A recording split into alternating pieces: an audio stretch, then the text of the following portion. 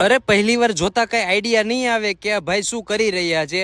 અરે તમે ક્યારે ખેડૂતના પરમ મિત્ર એટલે કે અળસિયાની ખેતી કરતા જોયું છે? ઓ શૈલેષભાઈ, આવો આવો રવિભાઈ, કેમ છે? શું છે આ બધું? આ તો અમે અળસિયાની ખેતી કરવી છે, વર્મી કમ્પોસ્ટ ખાતર બનાવી છે. ઓર્ગેનિક ખેતી લુપ્ત થઈ રહી છે, તેને ફરીથી જીવંત કરવા માટે આ વર્મી કમ્પોસ્ટ ખાતર બનાવી છે અમે. લે હાલે, બીજી બધી ખેતી તો આપણે જોઈએ છે, તો અળસિયાની ખેતી શૈલેષભાઈ કરી રહ્યા છે. પહેલા તો તમને બધાને એમ થતું હશે કે આ વળી શું? અરે અળસિયાના ખાતરને વર્મી કમ્પોસ્ટ ખાતર કહેવામાં આવે છે, જે ગાયના છાણ તથા બાયોગેસ સ્લરીમાંથી બનેલું હોય છે ને રાસાયણિક ખાતરની સરખામણીએ સર્વશ્રેષ્ઠ હોવાથી જમીનને વધુ ફળદ્રુપ અને પોચી બનાવે છે, જે બાગાયત ખેતી, કેળ, આંબા, ચીકુ, ડ્રેગન તથા બાગ બગીચાઓ બધે જ વાપરવામાં આવે છે, જેનાથી પાકને જરૂરી પોષક તત્વો મળી રહે.